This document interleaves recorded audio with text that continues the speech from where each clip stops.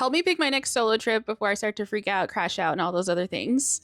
Welcome back to my series on how I went from being afraid of sleeping alone to traveling the world alone. If you're new here, I have the series at the top of my profile. It's on a playlist now because I have 10,000 followers now. Thank you for being here. I really want to go somewhere warm. I don't usually travel in the winter, and it's mainly because I just get inside of my thoughts and I get like all depressed and everything like that. And I have this thing where I think I'm only fun and only worth being around during the summer times because that's like when my mood is a little bit better, but I want to change that and I want to go somewhere. And it's also my birthday month next month. So I kind of want to do something, you know? I just keep seeing people on here. I'm also easily influenced that like book a trip for a weekend to somewhere and they're like, oh yeah, I just did that. It was easy. And I kind of want to be like that because this trip is kind of last minute. Like I didn't really have too much planning going into it. Like I still would low-key need to apply for a visa if I go to the place that I'm thinking about. But do you have any ideas on places that are warm that you would like to go to or have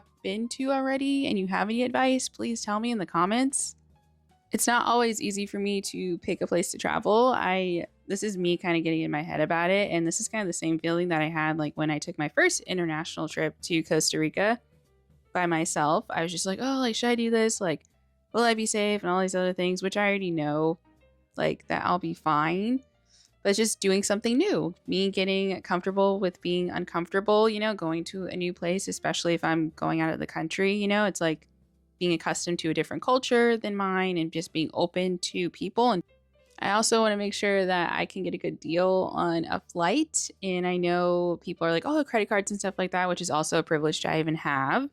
So it's just, you know, I want to make sure like budgeting is good. I mean, I still really need to pay down my credit cards and stuff like that. So please watch this video so I can hopefully pay down some of my credit cards and like pay to go to this trip that I want to do, my birthday trip next month. But my biggest like fear when traveling anywhere by myself is just transportation. Like I'm like, oh, like what are the rules? Like I want to get to and from safely. Like freaks me out, you know? And that's like the only thing. And I'm slowly overcoming that. But my way of overcoming that is just to like jump in and do it and see what happens. So yeah.